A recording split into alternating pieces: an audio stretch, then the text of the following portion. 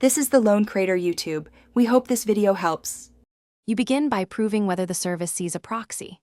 First, disable any VPN, proxy, or Tor instance. Do it now.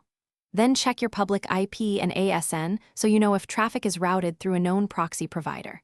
Once done, restart your browser and test the site on a mobile hotspot to isolate home network variables. Make sure to record the exact error and timestamp. That information proves whether the detection persists after disabling tunneling. Next, remove local causes that mimic proxy behavior.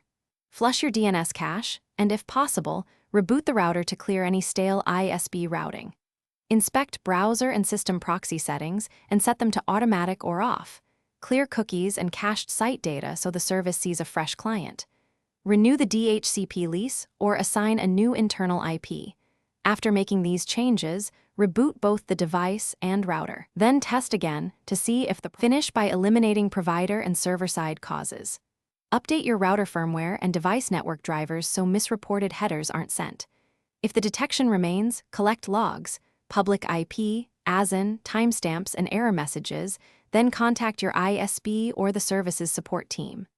Explain you disabled tunneling and show tests from a mobile hotspot.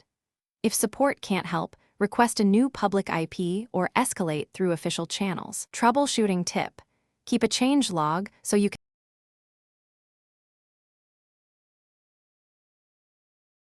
Thanks for watching. Consider subscribing if we helped you.